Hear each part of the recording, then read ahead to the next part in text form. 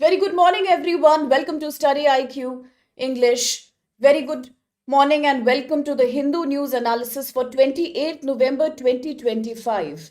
So, like every day, the idea is to discuss and analyze properly, thoroughly UPSC relevant articles from the Hindu newspaper, New Delhi edition. Many students have joined us already. Very good morning, Jyoti. Very good morning. Just like you, Sitaram, Terukula, Ramu, Kuldeep. Okay, so everyone is here, but then more people must be joining in. Very good morning, Kojumba dear. And as other aspirants keep joining us, very good morning to each one of you. Welcome to the class. Let's look at which articles should we analyze from the Hindu New Delhi edition for today. Naturally, all these are UPSC relevant, but our idea is not just to passively read the news. The idea is to engage actively as a community, to grow together. Idea given by one aspirant can be also a great learning point for so many other aspirants, and that's the beauty of this class. Okay, so today I have 8 articles from the newspaper. The first 2 articles are page number 8 because page number 8 is the editorial page. The remaining 6 articles are also important. I will not say only for prelims, but they are also important for mains. Yes, they are a little shorter as compared to editorial. So let's begin like every day from the editorial page itself, that is page number 8.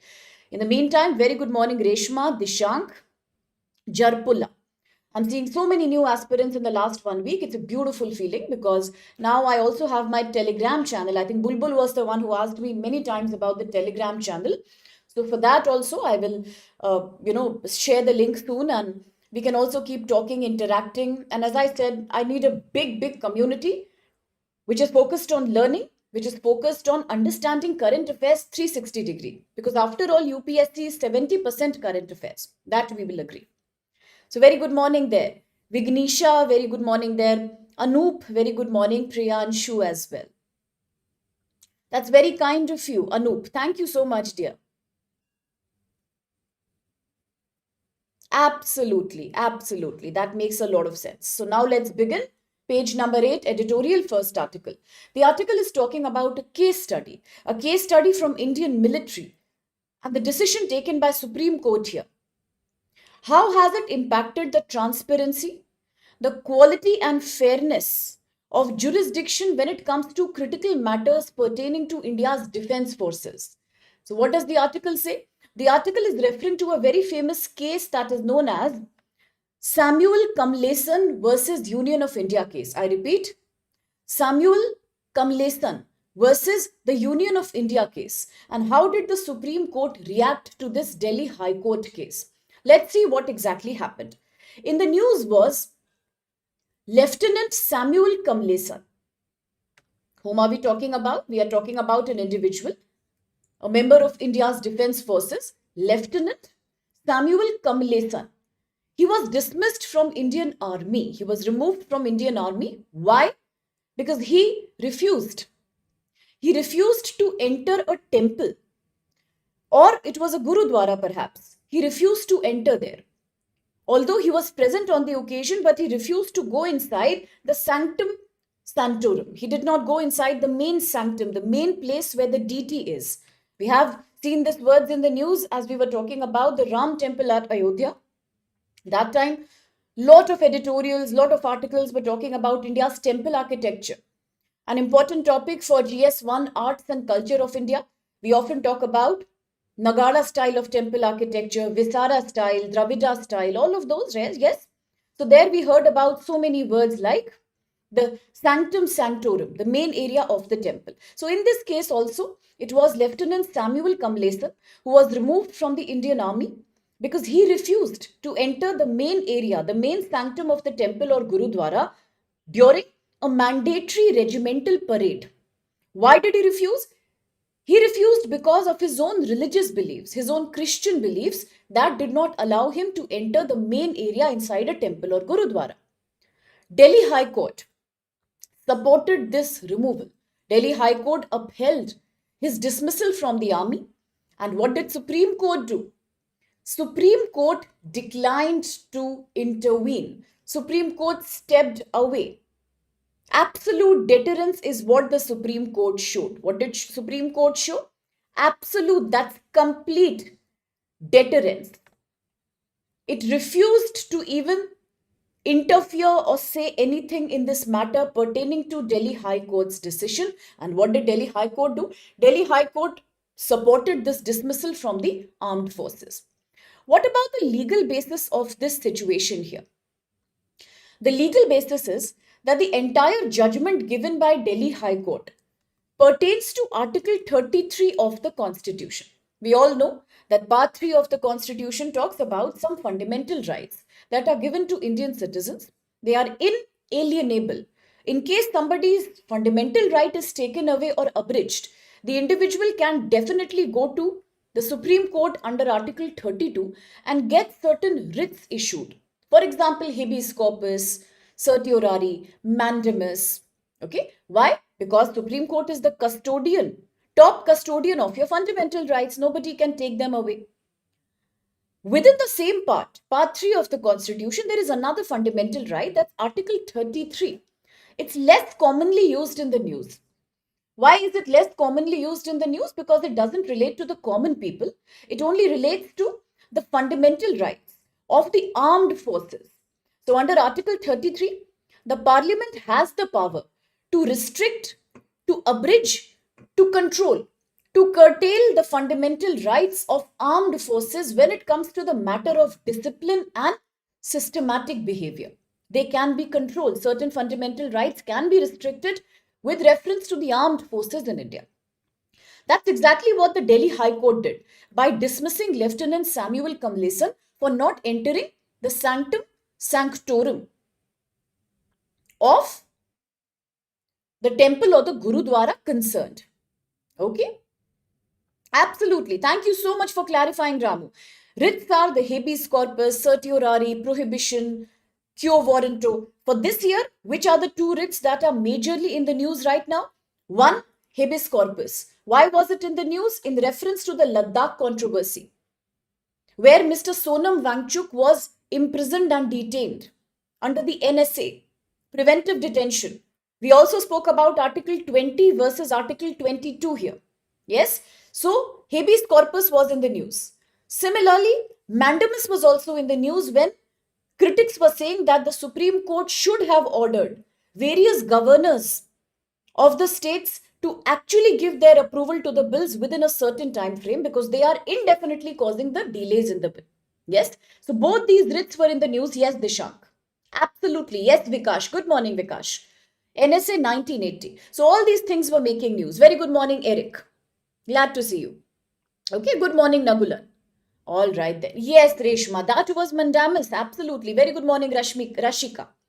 Right? So remember these two writs now. Article 32. Now coming back to the case of Lieutenant Samuel Kamalesan. Yes, I'll stop for a minute and yes, Ramu, that's a very valid statement you've made. If for Supreme Court, it's Article 32. Constitutional remedies. In the case of High Court, it becomes Article 226. Same thing. Even the High Courts can issue writs to protect your fundamental rights. Constitutional remedies, High Court, Article 226. Very good. Good morning, Tarun. Now, coming back to the case of Lieutenant Samuel Kamlesan. Did we understand the story so far?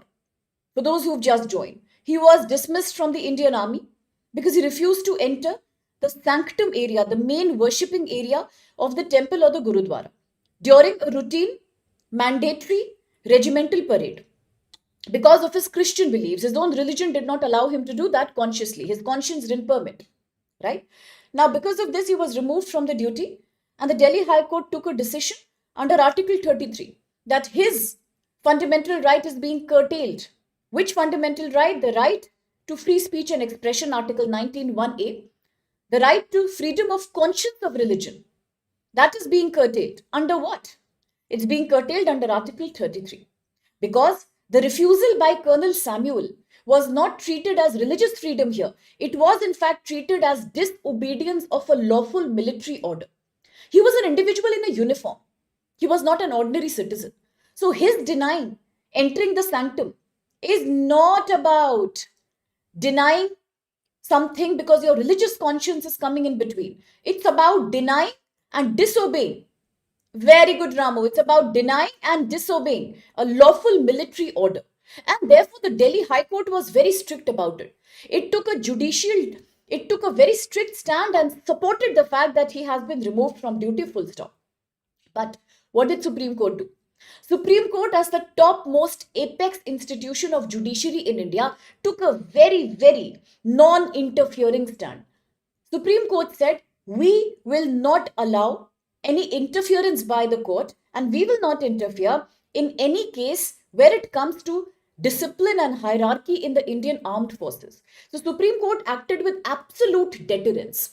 It refused to even interfere. It refused to even give a feeling, an expression, an observation in this case.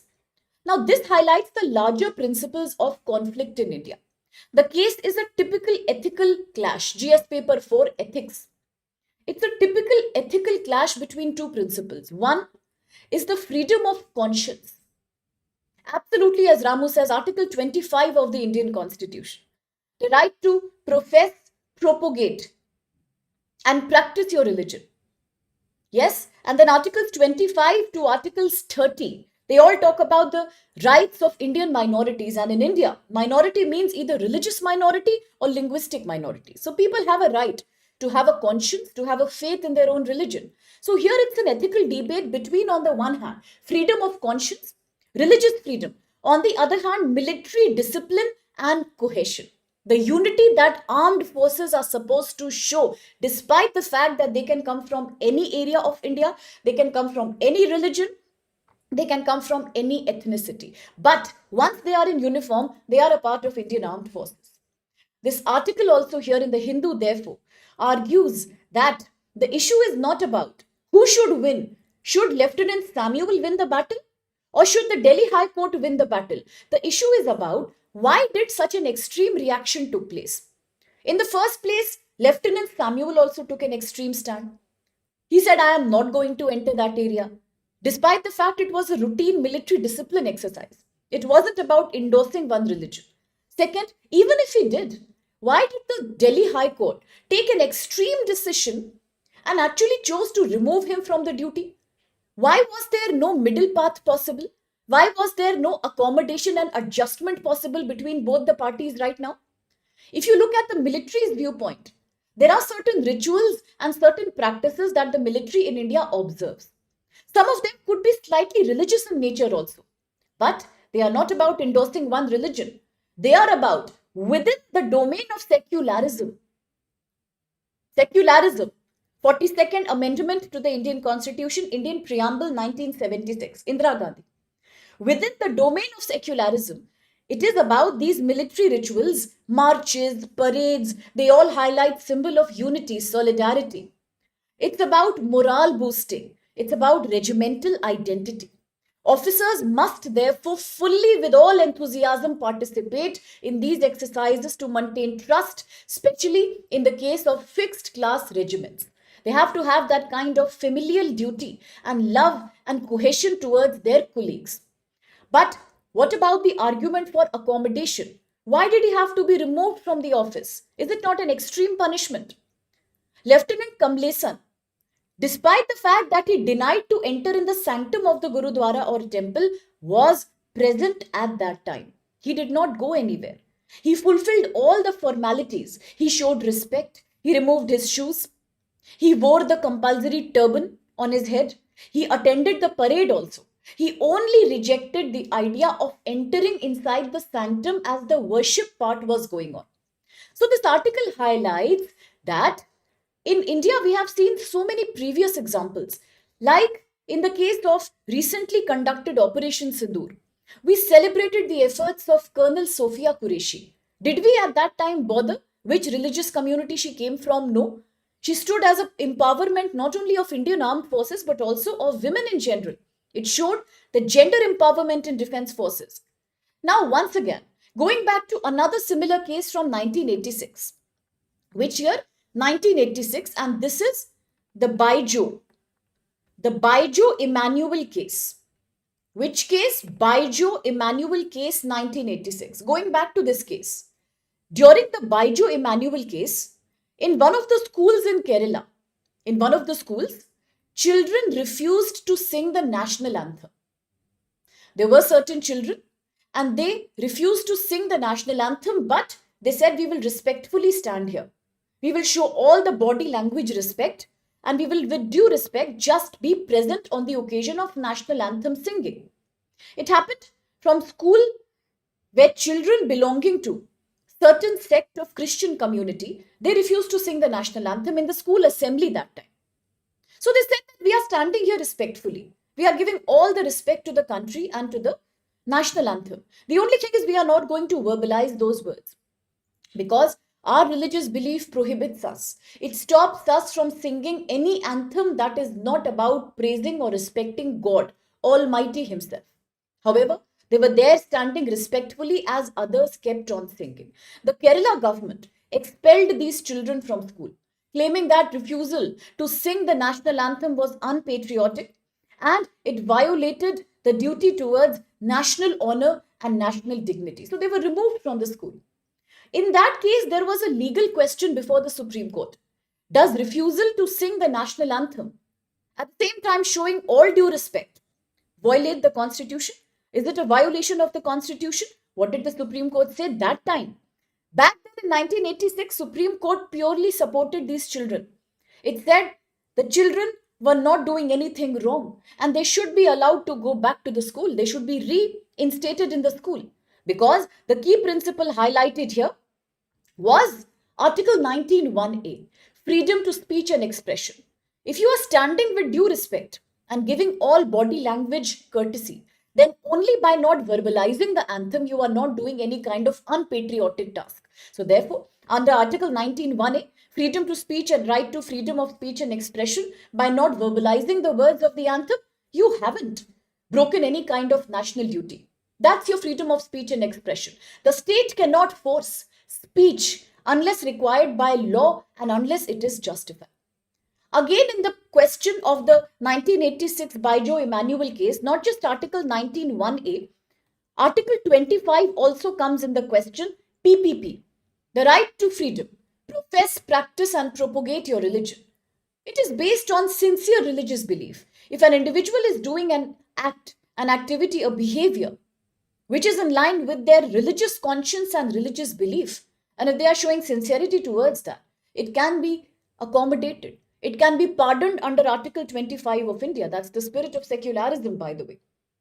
Then it is also about national honor. According to Supreme Court, in the case of Baijo Emmanuel 1986 Kerala school case, national honor was not insulted. The court said students stood respectfully. They were not misbehaving. They were not troubling anybody. They were showing all respect to the anthem. Only they were not verbalizing that. And that is fine. It's Article 19(1)(a). If at that time Supreme Court was so proactive, then today, in the case of Colonel Samuel Kamlesan, why has Supreme Court chosen to stay away and act with absolute deterrence? There is another very important observation coming from the Supreme Court in a very famous court case called Justice O. Chinnappa Reddy case. In that case, the Supreme Court said, our tradition in India teaches us tolerance. Our philosophy preaches us tolerance and our constitution practices that kind of tolerance. So why today Supreme Court is quiet when Lieutenant Samuel Kamalesan has been dismissed from the duty? Right? All these judgments of the Supreme Court are highlighting that patriotism cannot be measured by forced participation.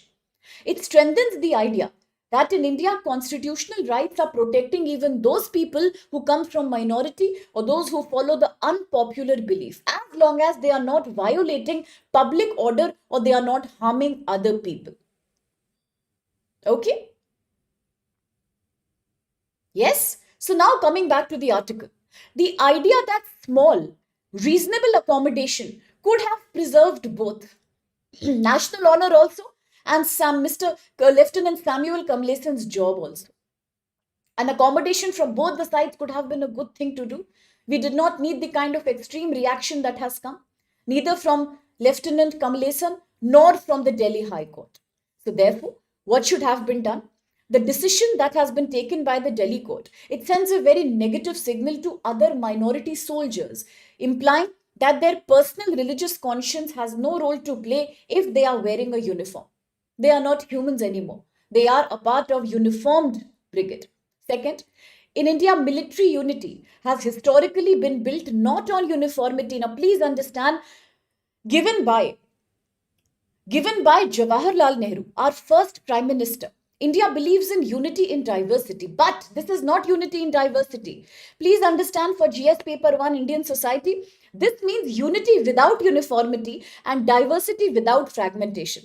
India is having a unity, but India is not uniform. India is a highly polycultural society, a highly diverse and composite society with so many religious, linguistic, racial, ethnic sects living side by side, including tribals. So, for military, it has never been about uniformity. From the times of the great 1857 revolution, people from different religious units used to participate in the rebellion, the first war of Indian independence. At that time, nobody saw who is coming from which religion exactly. Today, the same ethos should be there. Military unity has been built not on uniformity, because India is not about uniformity. It's about unity despite diversity. Military unity is based on trust, mutual respect, and diversity. What should be the role of the judiciary here? Although courts have clearly, the Supreme Court has said, I am not going to interfere in military issues. But in the past, it has.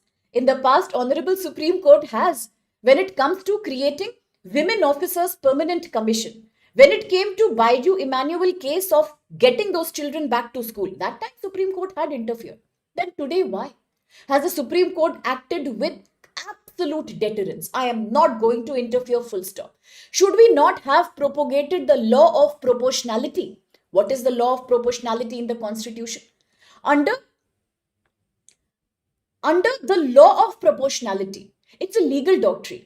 It means it is used by the courts in India to determine whether restriction of a fundamental right is justified or not. So I repeat, GS paper 2 polity, what is the law of proportionality in Constitution? It is a legal principle, a doctrine that's used by the court, by the Supreme Court, high courts, to see whether somebody's fundamental right can be taken away, restricted in a justified way or not. The question is the measure taken by the state government or the central government least restrictive way to achieve the larger target? When you are snatching somebody's religious right, are you sure that you are doing it for the good enough reason? Are you sure that the reason is justified to take somebody's fundamental right away? Something that's otherwise not allowed at all in Indian Constitution. So there are four tests when we look at the law of proportionality. One, legitimate aim. Is the action taken by the authority to take away somebody's fundamental right necessarily objective? Is it valid? Second, suitability. Is the measure taken by the authority logically connected to achieving a certain bigger target? Three, necessity. Could a less restrictive alternative be used? Can we do something else rather than taking the fundamental right away? Necessity. And four, balance. Creating a balance. Does the harm that is being created on an individual by taking away his fundamental right is great enough to balance the harm that we are doing to that individual? Is it in balance of the benefit that we are causing to our society? If the benefit is too much, okay, fine, you take away the fundamental right. But if the benefit is not too much, then why should you punish somebody by taking their fundamental right? Something that's against India's constitutional ethos. So therefore, in this case, the Supreme Court should have acted. It should have exercised the law of proportionality and balance. The army's goal is ultimately discipline and cohesion. It is not to force religion. But the question is, by Delhi High Court dismissing a senior officer of lieutenant grade from a permanent fixed regimen solves the purpose? Will it not create a negative precedent? Could the officer have been assigned a different role when this parade was being done? Could he stand outside respectfully, taking off his footwear and wearing a turban, what he was already doing? Could there have been a milder punishment that he could have served rather than removing him completely from the duty? And what the judiciary did, rather than applying the law of proportionality, the judiciary said, I am not going to interfere. It is a matter of military. This is absolute deterrence. It is not good. So therefore, this article is talking about a very beautiful, a very interesting case study coming from France. It is a historical lesson to everybody in the world. And what is this lesson called? The lesson is a case which is very famously in history known as the Dreyfus case. What case? It is called as the Dreyfus Affair or the Dreyfus Case. It happened between 1894 to 1906. Now, those who have opted for PSIR, they may have heard about it. Or those who are doing history as optional may also have heard about it. So, what are we talking about? We are talking about the Dreyfus Affair, dated 1894 to 1906. What happened? During the Dreyfus Affair, it happened in France. He was a Jewish officer known as Captain Alfred Dreyfus, a Jewish officer working for the French military. He was falsely accused of spying for Germany. Various kind of fake forged evidences were used. Secret military documents were churned up and he was removed. He was publicly humiliated first and then he was sent to a remote island called as the Devil's Island. It was a remote prison in French Guiana. He was punished over there, right? But people knew somewhere that it is an act of racial hatred.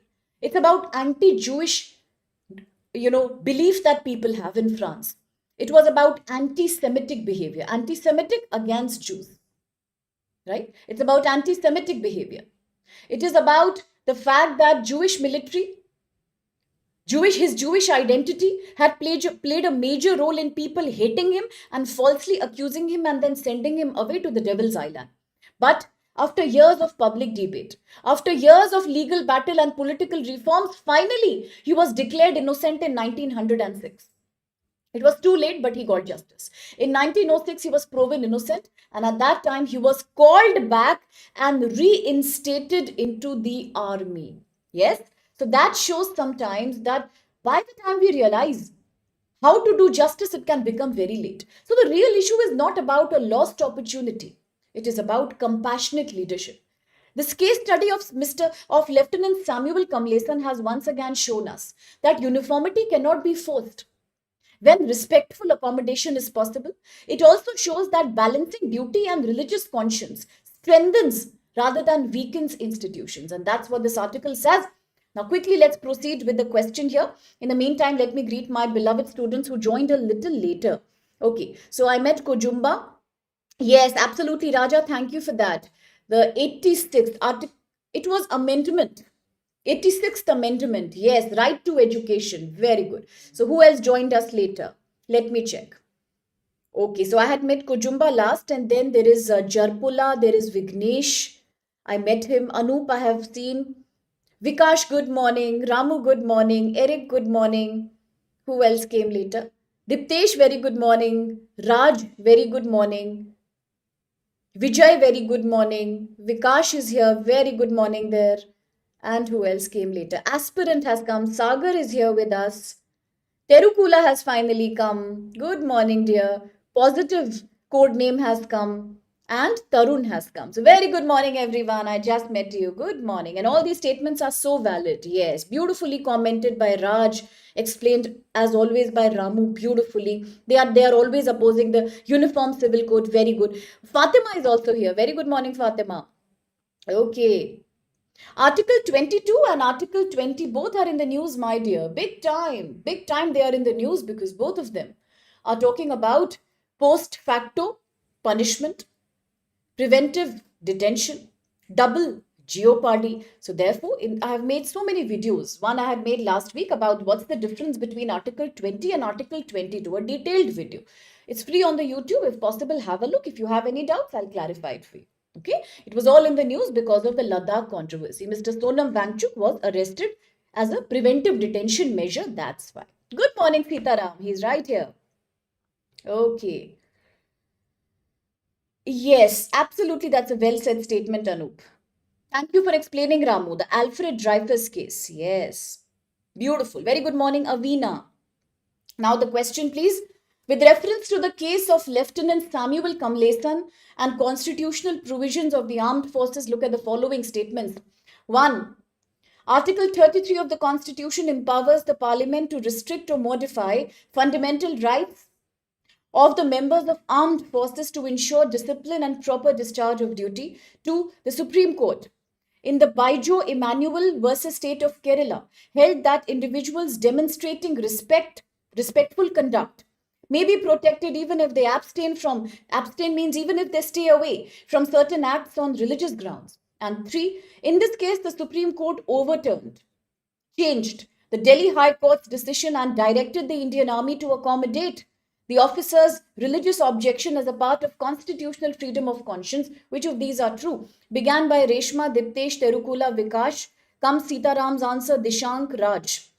Ranjan, Rashika, Ramu. Everyone is saying it's B. Not just about majority, but then it's actually B. Very well answered, beautifully answered. I'm very glad that you know this answer. Yes, Pareto, that's correct. Why is this correct? Because both first and second statement are absolutely valid, but third is wrong.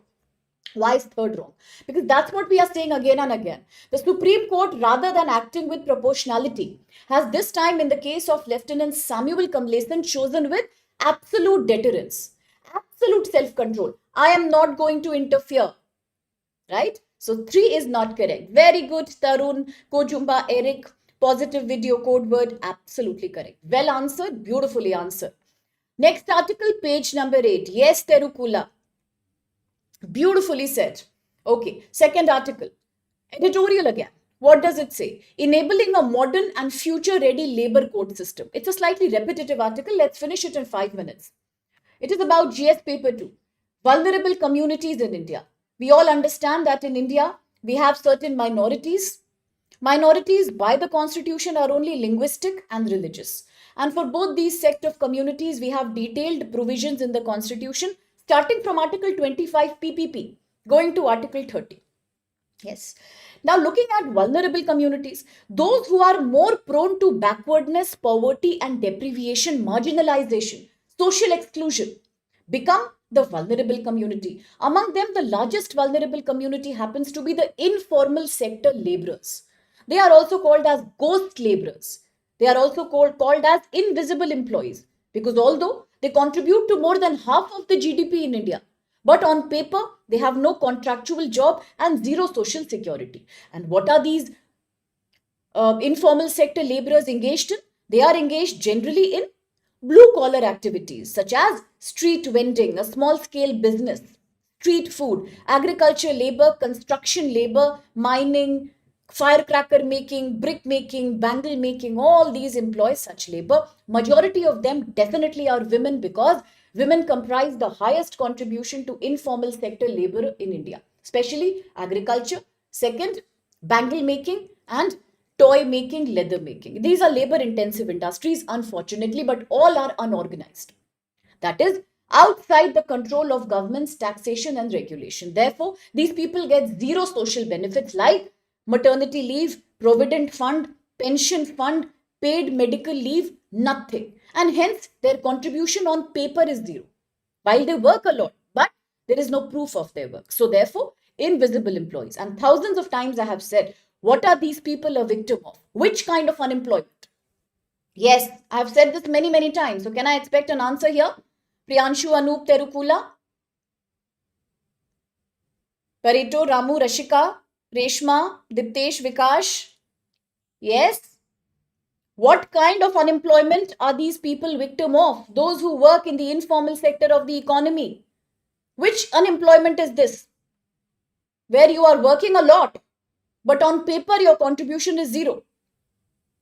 Because you don't pay any tax. You are not regulated by the government. What kind of unemployment will that be? Yes. Seasonal is an agriculture sector. Agreed. But what is the name given to that unemployment? Disguised Terukula is also in agriculture. Disguised means you are working, but you are not making any contribution.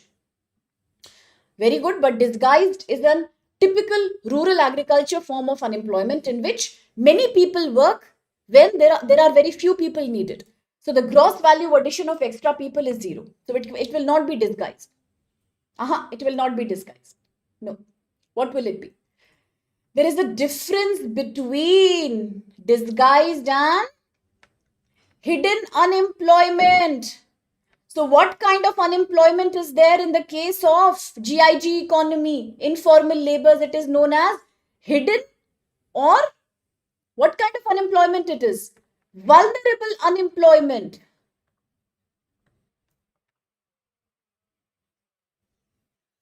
Hidden unemployment. Hidden is different from disguised. Disguised, very good, Vikash. Disguised happens when more people are working but they are not making any extra contribution. Very few people are needed. A job that 5 people can do is being done by 20 people. Only 5 are working, rest 15 are doing a zero gross value addition. Structural unemployment is important, Vignesh, but that is about a mismatch between available jobs and the number of employees. That's structural. Disguised happens in rural India. Seasonal happens in rural India, but in reality, in urban India, we experience the informal sector problem. That's the vulnerable or the hidden unemployment. It is different from disguised. This is called hidden because people are working in reality. A maid is working 12 hours a day. A street vendor is working 14 hours a day. A construction site laborer is working 16 hours a day. But is there a proof? Is there an employment letter? Is there a promotion letter? Is there any tax proof? No, zero. So that's why it's called hidden unemployment. These are invisible employees in our economy. While they contribute to more than half of the GDP, but you can't see them. That's very unfortunate. And that's why they are the victim of hidden or vulnerable unemployment. Always remember. Now also remember this formula. Very good, Terukula. I'm glad that you'll remember always now. One more thing, Kojumba, Anoop, Tarun, Ramu. No, bacha, absolutely not. I'll come back to that point, Ramu. Yes, Vikash has given us that formula. What is that formula? Always remember. I always say that. In India, the major reason behind urban poverty is migration from village to the city. Migration. But I always tell you, who are these people who migrate? Who are these people? They are unskilled or semi skilled people. They don't have formal education. They don't have AI or digital education, high STEM education. They don't have. They just migrate from village to city because village has now less employment opportunities in agriculture. Already we are discussing disguised and seasonal unemployment. So then they migrate to the city to find better lifestyle and more job. But do they find? No. Look at the formula. Listen carefully. The disguised plus seasonal unemployment of rural India. Disguised plus seasonal unemployment of rural India gets converted into what?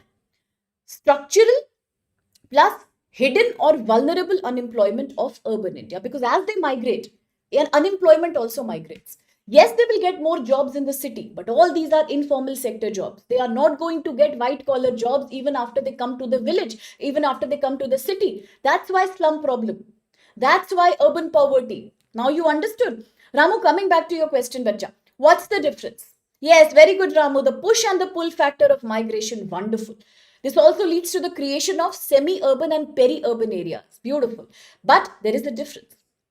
Hidden unemployment is vulnerable unemployment, which is not at all visible. It is hidden. Hidden because you can't see it in reality. They are working, but there is no proof. What is disguise? There is a difference in that. Disguise means when you take some other form. There is a difference between hiding and disguising. If I say I am hiding, I will go away from the camera, you can't see me. Ma'am has hidden. But what if I wear a wig? What if I become a clown and come and sit in front of you? Will you say ma'am is hiding? You will say she is disguised today.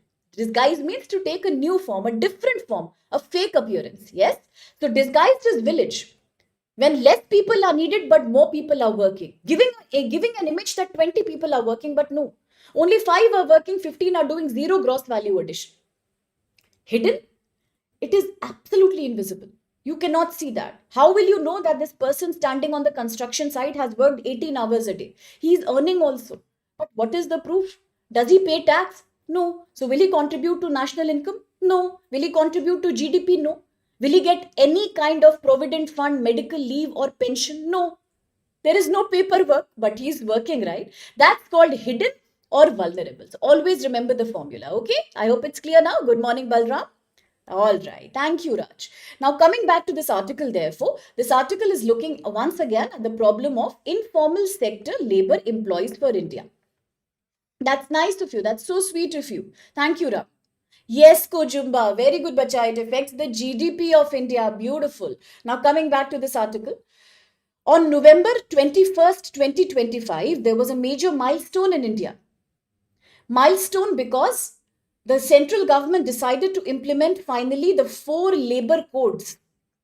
The four labor codes that were actually announced in 2020 during COVID pandemic, but they were delayed because of so many protests by trade unions and laborers and political parties and civil society groups like NGOs, labor forums. They were all protesting against that. So it could not be implemented. From 2020 to now 2025, 5 years later, finally the four labor codes are being implemented in India.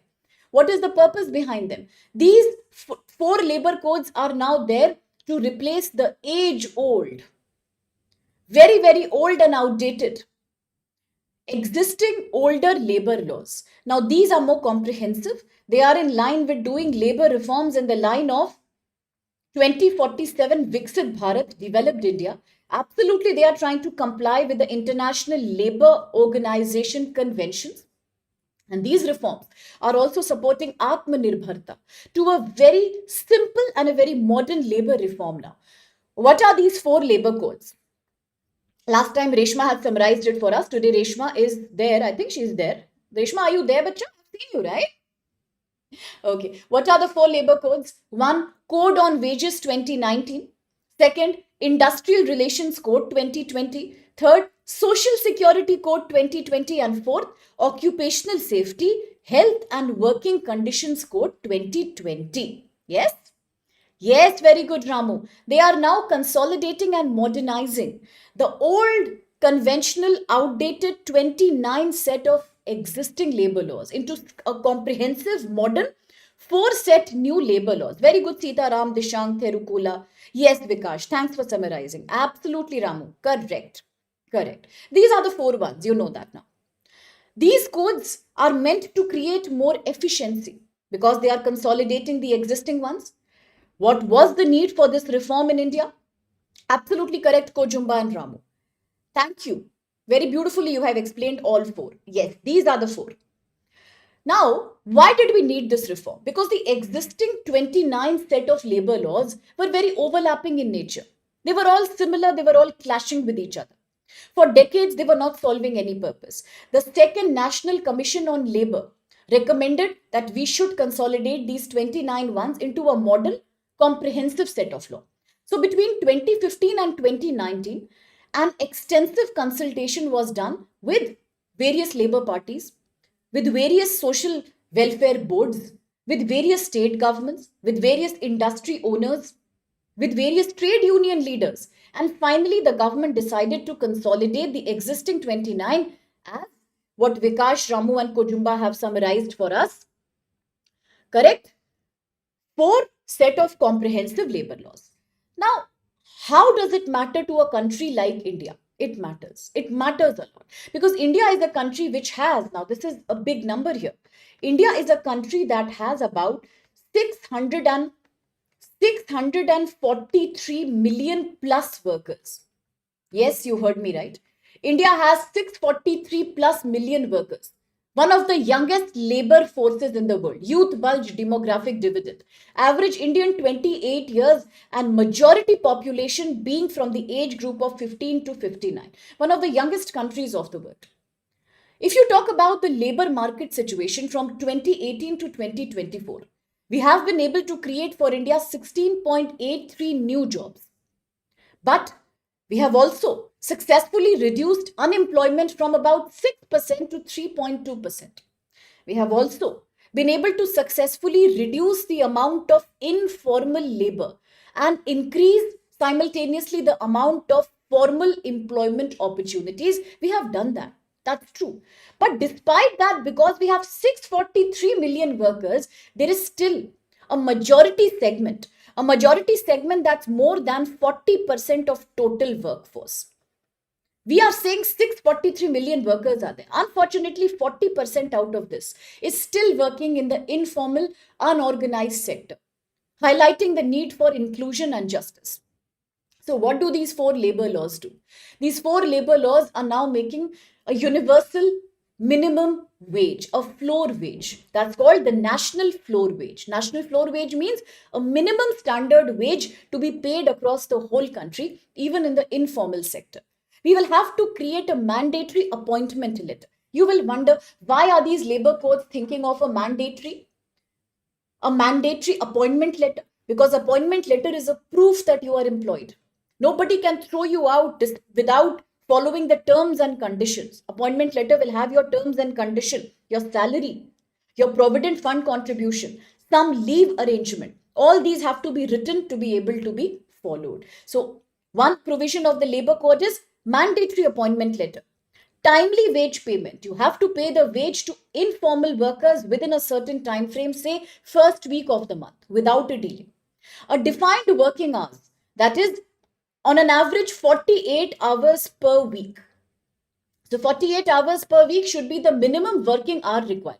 Plus better health and safety norms, including safety committees, preventive health checkups, separate toilets for men and women, special provisions for pregnant women, if possible, some kind of leave and sanitary equipment for women on menstrual cycle. But today we also know that these labor codes are looking at social security expansion also. A very good example could be now we are trying to simplify the employee provident fund process to include these people into it. We also are trying to create a national social security fund at a national level, a national social security fund. We are trying to give the benefits of formal sector to the unorganized GIG and platform workers also. Who are the GIG workers? Who work in a flexible job, part-time, mostly online job. These are easy to hire and easy to fire laborers. You can hire them at a low cost, you can fire them at a low cost because they are temporary employees. Today, we also plan to give social security benefits to these. Then, who are the platform workers? Platform workers are also who do a part-time, flexible, low-paid job, but they enroll through a platform. Example, Zomato, Swiggy, Ola, Uber. That's called platform work. One of the agenda behind this labor code is also to create a single registration, license and return system. Single registration, license, return system. Uniform definition of floor wages across India. Discrimination absolutely prohibited when it comes to gender pay. Same kind of pay for men and women for the same kind of work. Decriminalization of minor offenses. If there are minor offenses in the informal sector, we cannot treat them as criminal. They have to be decriminalized with a small fine and that's it. Reduced compliance burden in the case of MSME. Again, to try to promote ease of doing business, India ranks very low when it comes to the ease of doing business index. So therefore, we have to also promote more small companies, MSME, medium to small enterprise, in order to register easily and work easily with less permissions, less license requirements, and that is less compliance burden on them. Then digital inspections using algorithm-based system. If all these codes are successfully implemented, it could mean a revolution for GIG platform worker. It could also promote work from home and flexible working models. A GIG worker is expected to, the GIG work in India is expected to grow in future, to rise from 1 crore workers in 2025 to about 2.35 crore workers by 2030. You see the rise in the GIG work. Majority of the GIG workers are those who live in remote areas, those who are semi-skilled. Generally, it's women, because women have to take care of family and additional responsibilities. So therefore, GIG work is an excellent option for them. And in India, the number of GIG workers will only increase from 1 crore in 2025 today to about 2.35 crores in 2030. It also means if we are able to successfully implement all these codes, same salary, clean working environment, proper wage registration, it could also promote India's female labor force participation. Right now, what is the figure? What's the number for India's female labor force participation, which is known as FLFP rate? What is the rate of India's female labor force participation? Unfortunately, it's only 32.8. What is it? 32.8. It's not only low as compared to the global average, it's very, very low as compared to Asian average also. Poorer than countries like Bhutan, Sri Lanka, Nepal. Right? So if we implement all these codes, we will promote this female labor force participation, the number of women who are working in Indian economy. There's one more unfortunate thing. Although 32.8 is the total number of women who are working, Among these also there is a problem. 60% are working in the informal sector. Very few are actually working in the formal white collar segment. So today, if we implement all these codes, like equal salary for equal work, better maternity benefit, allowing women to work night shift by first taking their approval, consent, and by ensuring their transportation, drop and pick, and by ensuring safety for them. To allow protection to unorganized and GIG workers, we will do a great deal. So therefore, ultimately, the broader significance of these code is to promote, on the one hand, ease of doing business for industries, on the second hand, to also improve India's labor quality, the quality of human resources in India. What does the success depend upon? Success depends upon state level alignment and implementation to all these central government's proposals. If yes, we can make India a much better market integrated with global value chain. These are certain challenges. There are certain challenges of implementation at the state level, bureaucratic delays, red tapeism, corruption. But if we are able to get away with that, in that case, what happens? It will be one of the most structural labor reforms that India will do in the recent past to modernize the labor governance, to promote formalization of the economy, to boost investment, more job creation. Okay, so that's it for this article. The four labor codes and their importance. Now, quickly the question. Absolutely. That's correct, aspirant. That's ease of doing business. Very good, Ramu. Yes. With reference to four labor codes, it is a very good reform. Yes, Jyoti. Yes, it's a very good reform. That's correct. Thank you so much, Vignesh. Question with reference to the four labor codes recently implemented, look at the statements. One, the Code on Social Security 2020 extends social security coverage to GIG platform workers for the first time in India. Second, the Occupational Safety, Health and Working Condition OSH Code 2020 mandates safety, health and working condition, safety committees and free health checkups in certain establishments to improve worker welfare. And three, Industrial Relation Code 2020 removes, abolishes all provisions for trade unions and does not recognize their role in dispute resolution. So which of these statements are correct? Absolutely beautiful. Answered by Vikash, Terukula, Diptesh, Reshma is finally here, Balram, Anup, Tarun, Jyoti, aspirant, Rashika, it's B. Correct. Third is absolutely invalid. Why? Because although a lot of critics are accusing the Shram Shakti Niti and these four labor codes, social code on security, they are all criticizing for the last 5 years. That's why it took 5 years to implement them. All of them are saying that India deliberately does not promote trade union. That's why India has also not signed two conventions of the International Labour Organization, and both of them deal with trade unions. That's why the bill was delayed. The code was delayed, but at the same time, it does not prohibit, it does not abolish any trade union. So, third is not correct. B is the right answer. Well done, Ramu, Ranjan, Sitaram, Kojumba, positive. Very good. Now, mostly big articles are done. Let's take 10 more minutes. The next article is about GS paper 3 and it is environment, ecology and the clean breathing air. Yes, it is also GS paper 2 polity and governance because now in India, under Article 21, the right to life, the right to existence, we also say that a right to clean environment and the right to breathe clean air is the same thing as the right to life.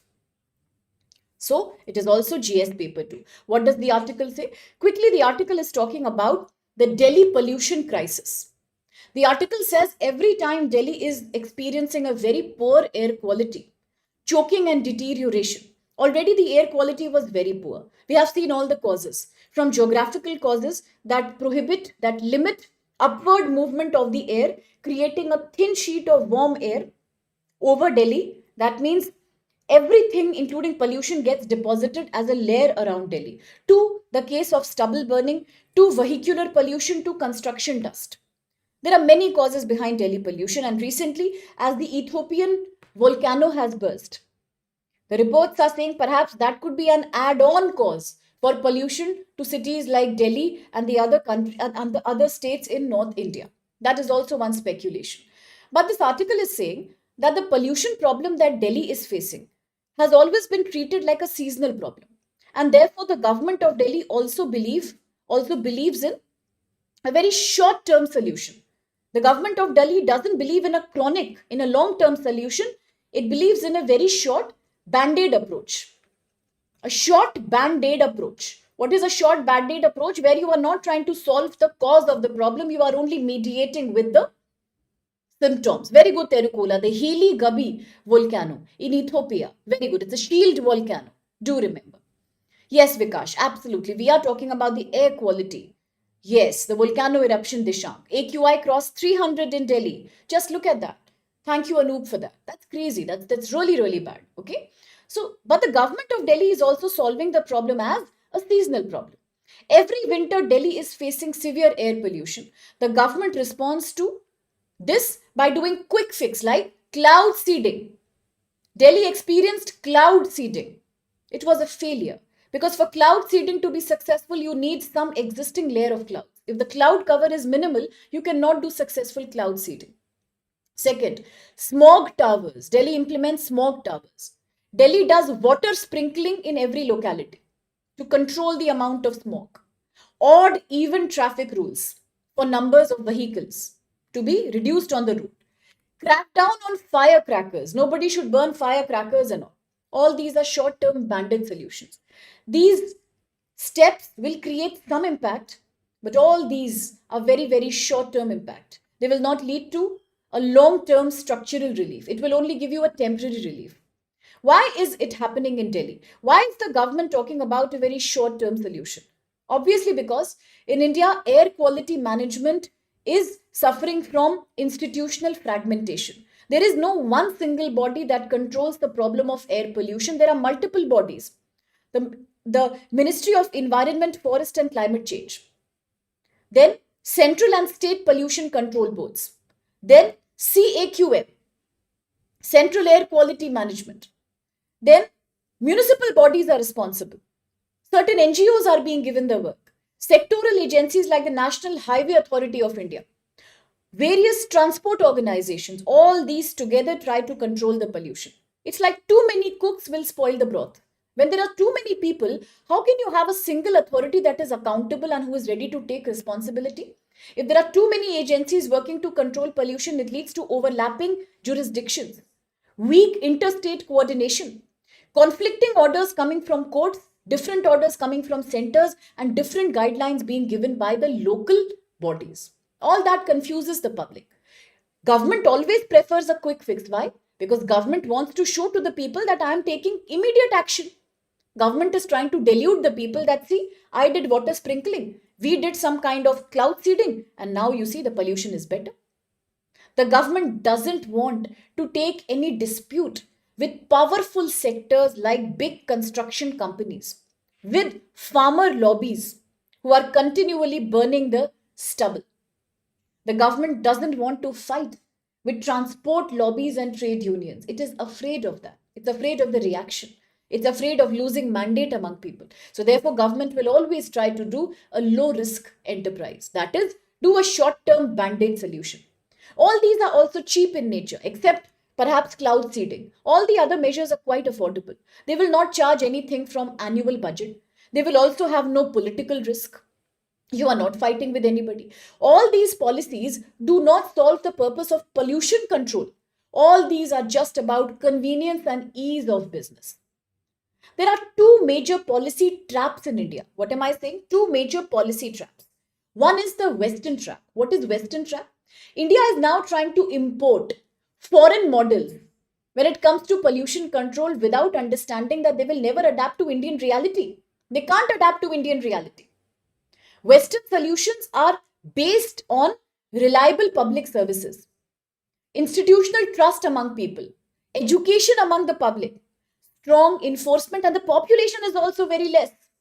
Yes, how we spoke about one report that was recently created, and I think it was Reshma or who mentioned, Ramu mentioned that in India we have so much population. One state of India equals to one country of European Union. In fact, even lesser.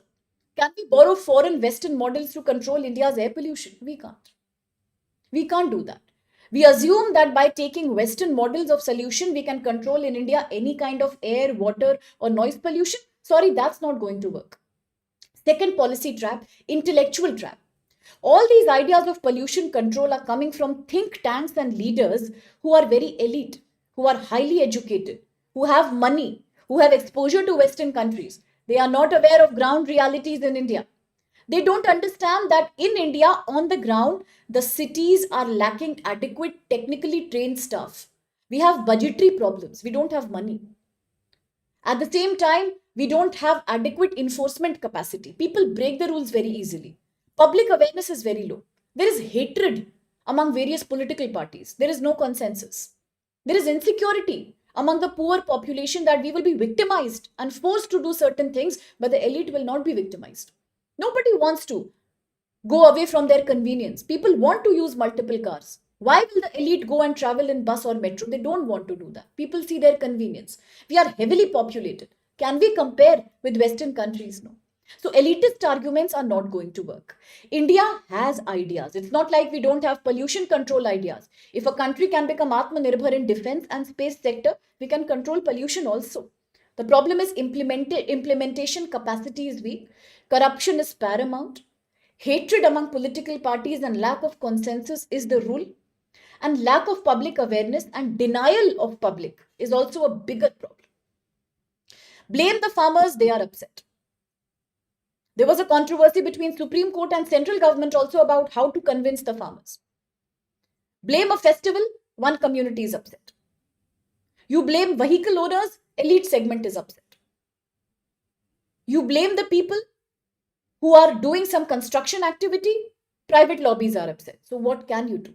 So therefore, what does India need today? India needs a modern, a latest clean air law that mandates and commands some kind of protocols to be followed by everyone, irrespective of who you are.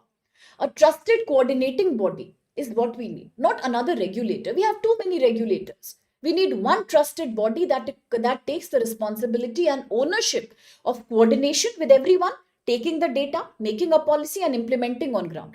We need stable, multi-year funding to control pollution. Money is needed. Innovative ideas are needed. Support the farmers, as we said, the happy seeder. Provide them machines, equipments with which stubble burning is less. Encourage people for carpooling. Encourage people for rooftop greening. These are not forced. These are something that you are sensitizing the public with. Make them sensitive towards that. Create a specific group, a cadre of science managers who will create a new policy for clean air using science, AI, data, and ground realities. Use psychologists to influence public behavior, because ultimately policies are good when you can implement them. What's the point of policy that you cannot implement? Same thing that is being said by COP30 Brazil. Brazil leadership said the same thing. From 2015, we are making policies. Now is the time for Mutirao. Mutirao, now is the time for collective action. We don't need more NDCs. We don't need more ideas. We have it. Now is the time, please move from Baku to Bilim. Move from making policy to implementing them. Ultimately, it's about public health, economic productivity, making functional cities, the right to city, United Nations Habitat Program. It all boils down to that. So very good statement there, Eric. Yes, because we are busy planning for election. Very good. Absolutely, Jyoti. Corruption control is a major area. Yes, aspirants, I agree. GRAP, the Graded Response Action Plan, is a periodically emergency plan. It's a short-term solution. Absolutely, Ram. Education we need to spend upon. Very good. And there was a student who mentioned about silver iodide. Who was that? I missed that statement because I was talking that time. One student also mentioned about cloud seeding. Yes, positive video said. Silver iodide. Thanks for reminding. That's used in cloud seeding. Very good. Very good. Ethiopia, Afar region, Ranjan. Very good. Very, very good there. Yes, Ramu. Absolutely. Yes, Jyoti. Migration is a problem. Reshma already answered. Does Diptesh. Come back. With reference to Delhi's air pollution, consider the following statements. 1. The responsibility of air quality management in Delhi is divided among multiple agencies, including Central Pollution Control Board, state boards, municipal bodies, and sectoral authorities. 2. Seasonal interventions like smog tower, odd even, cloud seeding have proven very effective in sustainably reducing Delhi's winter pollution. And 3. One of the challenges in India air quality governance is Western trap. That means uncritical uncensored adoption of foreign solutions without adapting them to Indian administrative and social realities. Which of these statements would be correct? Let's see the answers. Reshma C, Diptesh, and Vikash, and Balram, Ranjan, Dishank, Tarun, Eric, Sitaram, Jyoti, Rashika, Anoop, everyone is saying it's C only. I really want to go by majority, but previously, when I have gone with majority, I have suffered a lot. So therefore, I have to be very conscious here. Is 1 correct? Yes, correct. Is 2 correct? No, 2 is not correct. How can 2 be correct? They are not effective. They are not sustainably effective. No, they are effective, but in the short term. But what is the option saying? Sustainably. What is sustainable? Something that is lasting for a very long period of time. Sustainable, something that's long lasting, durable, and that's not happening. So 2 is not correct. So C will be correct. Absolutely very good. And the challenge is Western trap. We blindly borrow Western ideas and they can't be used in India. So well answered there. Kojumba, Terukula, Eric. Yes, that's true. We are always planning about changing the city name, election jumlas. Yes, naturally nothing is implemented scientifically, but very well answered. Well done. Cloud seeding was not a sustainable solution, Eric. That's correct. Very good. Now, the next article is very short. Let's quickly see. Now, the Supreme Court of India is asking one more question. It says, how can the Election Commission assume that if you make school teachers as the booth level officer, how can you make sure that these are the people who have the authority to ask citizens about their citizenship rights or not? It all started as a controversy where there are some people who are putting a petition in the Supreme Court. They are saying it's a very dangerous thing that Election Commission of India is doing right now. What is it doing? Election Commission of India, to conduct various SIR, special intensive revision exercise, across 12 states and union territories, as they are all going to election soon, ECI has decided to employ school teachers as booth level officers. And what are they doing? All these teachers are then trying to ask people for their documents. They are asking them, are you the citizen of India? Only then can you be registered in the voter roll, in the electoral roll. Otherwise, you cannot be. Senior lawyers of the Supreme Court are saying, what authority do booth level officers have to ask people whether they are citizens of India or not? Who decides the citizenship? Is it Election Commission of India or is it the Home Ministry? Election Commission of India, as we have discussed before also, has no authority at all, being governed by the Representation of People Act 1950 and the Representation of People Act 1951. A key question that Ramu had raised, and we had done an elaborate understanding of that in one of our lectures. So in India, citizenship, very, very good Vikash, can only be identified and approved under the provisions of Part 2 of the Constitution, Citizenship Act 1955. There is no other authority which will decide whether people are citizens or not. Anybody who's above the 18 years of age and a resident of India has to be eligible to be able to vote. And who are the booth level officers who are coming from a teaching background? They don't have a proper political background. Why are they asking the question that are these people eligible to vote or not? And that's the petition people have created. And the Supreme Court is also saying, what did Supreme Court say? Supreme Court says EC, Election Commission of India, that works under Article 324 of the Indian Constitution, has no authority to identify anybody's citizenship. We cannot do that. Only and only the Citizenship Act 1955 will be able to decide whether you are an Indian citizen or not. Aadhaar was used as a one-time exception in the case of Bihar election because everything was done last minute. But in the long term, ultimately it's your citizenship proof that is governed under Part 2 of Indian Constitution, which determines whether you are a natural citizen, whether you are a citizen by birth, whether you have acquired the citizenship, whether you have registered for it or you have been naturalized. All these will be determined by Part 2 of the Constitution. Nobody under Election Commission will have the authority to ask people their eligibility to vote. Okay, so that's what is happening right now. It's a quick news in the passing. You can only prove eligible voter if you have proof to show your citizenship. And that is about 11 set of documents identified under ECI. Aadhaar is not supposed to be one of them. But now, as an emergency provision, Aadhaar was used because in Bihar, SIR was done last moment. That is what we argued that day. SIR should not be done last moment. It should be done years in advance. How can you conduct a special intensive revision? It is same like enumeration on ground. You do it just months before the election. What's the logic? So you should conduct summary revisions more frequently so that you don't have to depend on SIR every time. Ideally, do it every 5 to 10 years. Why are you waiting 21 years to do it? Last moment, what happens? Everybody gets panicky. Minorities get afraid. And that's when the government says, okay, fine, use Aadhaar card. But ideally, Aadhaar should not be a proof of citizenship. It's only a residential proof. That's the argument. Okay? Illegal migrants are the problem and they all have Aadhaar cards. That's true. Very good, Vikash. Article 5 to 11, part 2 of the Constitution. But yes, Jyoti, people are busy in politics. Very good. Correct. Perfect. That's good, Ram. Now, the next news, equally important. India and Indonesia have made progress on the BrahMos deal at a top-level defense minister meeting. This is GS Paper 2, International Relations. Let me quickly remind you for this article. The article is not saying all this. I want to remind you. Very important, GS Paper 2, International Relations, GS Paper 3, Science and Technology, especially the defense domain. What is the article saying? Please listen carefully.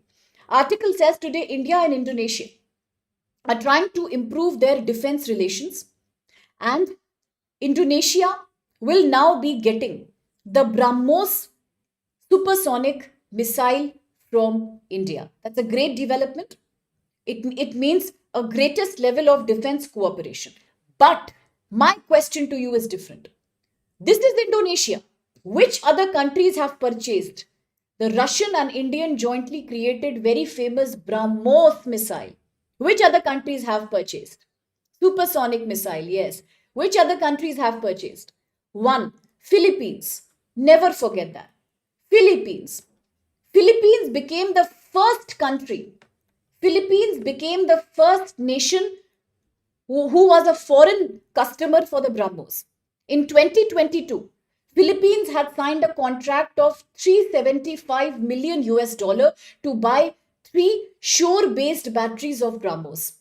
Second, very good, Tarun Terukula Sitaram Vikash. It was Philippines 2022. Massive investment. Second, Vietnam.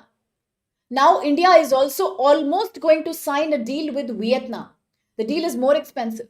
$700 million to acquire BrahMos from India. That's Vietnam. And third now, Indonesia. Indonesia is in the news. $450 million to be spent by Indonesia in the supersonic BrahMos export deal. And very soon, in 2025, if we sign the deal, very soon the transshipment will also happen. Plus, there are several other countries in Southeast Asia who have shown interest in the BrahMos. The joint creation between India, Russia, but it is a symbol of Atmanirbharta because majority components of the BrahMos were created within India itself. Okay, so do remember that. Now, the last news of the day, Japan and China are once again fighting with each other. This time not because of the Senkaku or the IOU Islands. Right now, they are fighting over Taiwan. China has threatened Japan. Japan recently got the first lady prime minister, the new lady prime minister of Japan. Today, what has happened? Japan decided to employ a medium-range missile at an island called Yonaguni Island. Remember the name, please? It can come in places in the news. PIN, places in the news. The Yonaguni Island.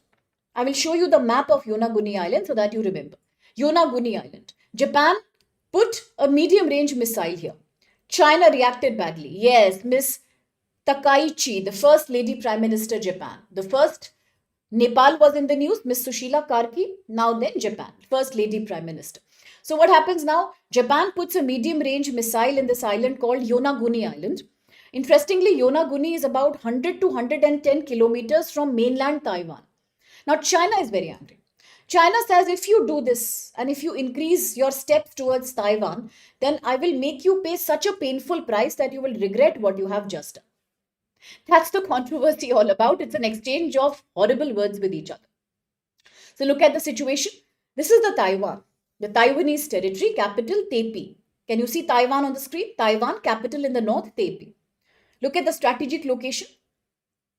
Look at the strategic location, southwest, South China Sea. the most disputable area where China claims most of the islands under 9-line and string of pearls. Look at the east. You have the green, you have the Philippine Sea in the east. Okay, the Philippine Sea. Now, if you see, it is flanked by China, very close by.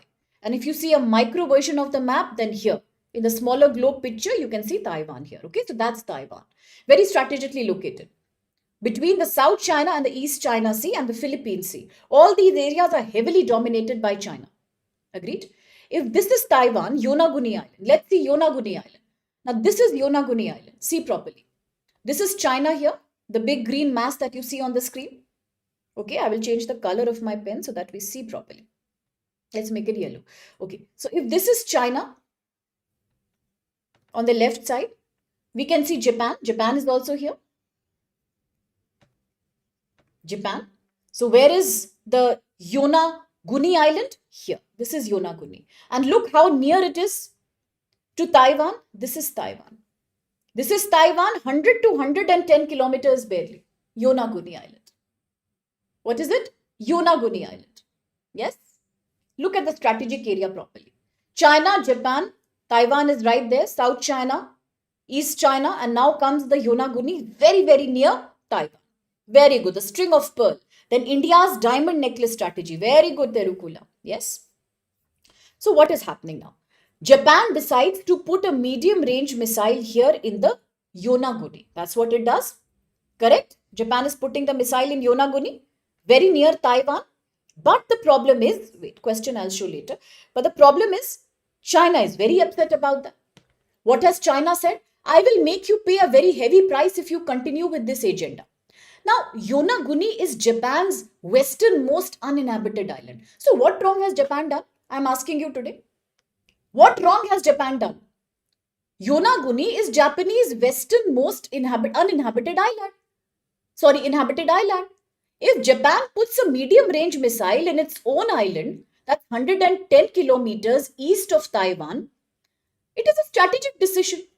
Why is China getting heartburn because of that? Japanese leader, including Prime Minister Takaichi and Defense Minister, said that Chinese attack on Taiwan could also create some kind of Japanese response this time. And what is the situation of Taiwan? For our knowledge, Taiwan is officially known as Republic of China. It is although a self-governing island, it has its own government, its own military, its own constitution, it does its own elections. America continuously tries to modernize Taiwan by telling Taiwan that please improve your military expenditure. Make it up to NATO level. Do it 5% of your GDP. America constantly supports Taiwan because America knows the danger of China here. So although Taiwan operates independently, but broadly it's considered a part of People's Republic of China, the same party that governs the mainland China. Most countries, including India, do not officially therefore recognize Taiwan as a separate country under the One China policy. What is One China policy? What is One China policy? Where should I write? There is no space to write only. I'll change the pen again. What is One China policy? One China policy. What is One China policy therefore? One China policy is the policy under which China believes that there is only one China in the whole world, and both mainland China and Taiwan are a part of that. That's the One China policy, in which China says there is only one China and Taiwan is very much a part of China. According to this principle of One China policy, Taiwan is not a separate country. And any country that establishes any diplomatic relations with the People's Republic of China must acknowledge the One China policy. There is no choice here. So globally, most of the countries therefore recognize to identify Taiwan as a separate country. Okay, so Taiwan does maintain many diplomatic and trade relations, but most of these are informals. Informal relationships created through representatives rather than high top level meetings. Because most countries are afraid to recognize because China will be very upset otherwise. China says Taiwan is my province. So although Taiwan is self-governing, de facto independence, but it is not recognized like that.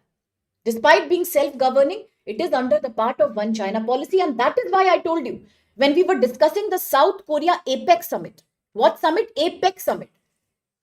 Asia Pacific Economic Cooperation. I told you APEC says that my members are not nations, my members are economies. Remember? Because Taiwan and Hong Kong are also part of APEC. But APEC has many such countries which are not sovereign. There is a conflicting nature about their sovereignty, including Taiwan. Now you remember? Quickly the question. Consider the following statements regarding recent China-Japan tensions over Taiwan. 1. China warned Japan of a painful price if it intervenes in Taiwan, following Japan's plan to deploy missiles in the Yonaguni Island. Yonaguni is located about 110 kilometers coast of Taiwan. 3. Japan's recent statement suggests it may respond militarily if China creates a potential military involvement without formally recognizing I was saying Taliban. What's wrong with me? Taiwan, sorry. Okay. Answers are rolling in beautifully. Terukula, that's wonderful. Please keep reminding us, everybody. Keep us more such information so that we remember the Bagor Declaration. Bogor Declaration was a part of APEC. Very good, Diptesh, for the answer. Priyanshu, Terukula, Vikash, Reshma, Dishank, Kojumba, Aspirant, Tarun, Sitaram, Rashika, Rajnishwar, Anoop. Correct. All are correct. D is the right answer. Beautifully answered. All are correct. Very good, Ram. Now, the last article quickly. International Monetary Fund. International Monetary Fund, yes, Balram, correct. International Monetary Fund has given India a C grade. Not A, not B, C grade. But don't worry, this C grade is not to say that Indian economy is not doing well. It is not about saying that Indian economy is performing poorly. It's not about that. The C grade has been given by International Monetary Fund to India, saying that various statistics that were submitted by India regarding gross domestic product, India's gross value addition, all these were insufficient in terms of the data that was submitted. So India has submitted a poor quality data. The data that was submitted by India was outdated. It was showing a poor account, a poor data management. It is not about rating of the economy. Now, IMF is not a rating agency. It doesn't provide ratings to economies. It doesn't do that. So today, as IMF in its annual report has given India C grade, it means the quality of data submitted by India has been very, very poor. It is not of standard quality. It is not upgraded. It is just the poor quality of data submitted. That means India has been called as C grade. It doesn't mean that India's economy is being judged. So quality is not under question here. It's just about saying that please submit your data more professionally. Accordingly, we will give you a rating. That's it. Now the last one. Supreme Court of India is asking the government that please regulate the content, user content online. What's the problem? The problem is that Supreme Court of India has told the Ministry of Information and Broadcasting that so many users are generating data online. They are putting content online, video, photo, podcast. Most of these are containing obscenity, perverse things, anti-national sentiments, anti-gender sentiments. They can also insult somebody's personality and take away somebody's personality rights, like it had done for many Bollywood celebrities in the recent past. So Supreme Court says create a protocol that is impartial and create an autonomous authority which is able to judge and monitor that content before it is going viral online. Very good, Vikash. Thanks for reminding. The IT Act in India, Information Technology Safe Harbor Act. Beautiful. Very good. I hope everybody knows about it. If not, we can revise that. So today's Supreme Court says let's have a third party, an independent autonomous body that sees all the various contents before they are put online, before they can get viral. Otherwise, there is no point. Once the content is already viral, people already see that. Millions of people are watching that. Then what is the point of taking a punitive action later on? Because in India right now, in anywhere in the world, if you see the user generated content, it's becoming viral in seconds. It can cause a damage to anyone's reputation. It can cause emotional harm, financial harm also, much before any social media platform or intermediary like Facebook or like your X or like Instagram. Before they take action, it is already viral. So what's the use there? The media platforms will escape, as Ramu and Vikash say. They will highlight the safe harbor clause. They will say, we have removed, why are you punishing us? It was a user data. But by the time you remove that data, it's too late. So before that data is put online, there have to be some kind of auditing, some kind of monitoring done. That it should go online or it should not go online. Just putting small tags like adult content or putting a small warning is not enough. It goes viral and it creates enough damage. So before we are letting content go viral, we have to do some kind of proper pre-verification using Aadhaar card details. Age verification is important. The court says the third autonomous party should also be responsible for content management being put by any third party content creator, because although in India we strongly believe in Article 19(1)(a), we just discussed in the first article in the case of Lieutenant Samuel Kamalesa, right to free speech and expression, but under Article 19(2), the right to free speech and expression is also restricted to certain reasonable restrictions. If it is against public morality, safety, security of India, then we have to control the right to freedom of free speech and expression also. So here the clause of Article 19(2) comes in. Reasonable restriction, right? So that's what the court says. Let's not victimize innocent children by exposing them to dangerous online content. We have to have a distinction between a healthy content, which is good in a democracy, freedom of speech, and malicious content that has to be regulated before we can cause damage to the public. So that's it from my side for today. Very good, Vikash. Section 66A of IT Act. Freedom of speech on the internet. Beautiful. Thank you for that. Yes, Ramu, that's correct. Safety harbor means the intermediaries will not be punished if they listen to the government and remove a bad content within a given period of time. They can escape.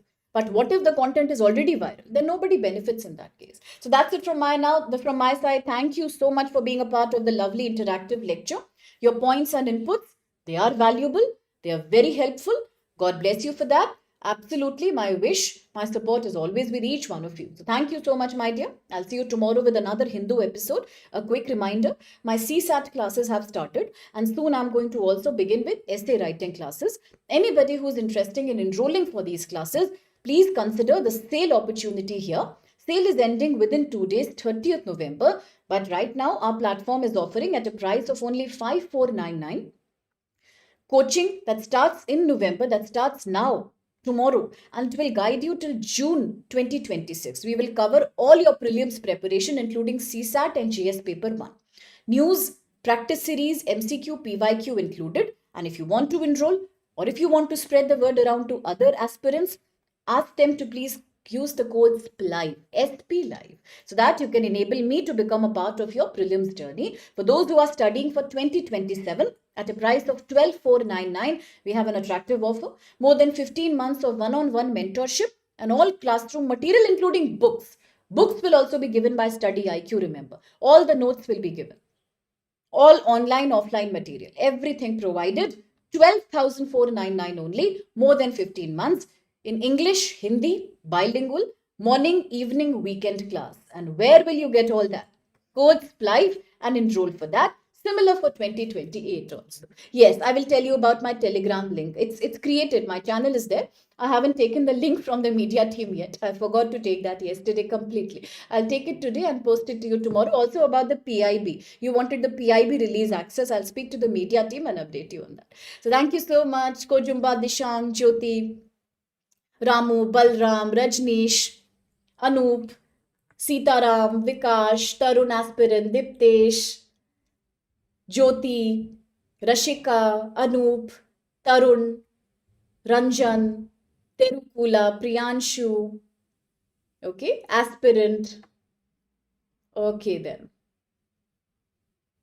Today Mumtaz was not there. I think Fatima was there or not, I'm not sure. Eric was here. All right then. Yes, Rashika I already mentioned. Positive video was there, code name. Jyoti I have mentioned already.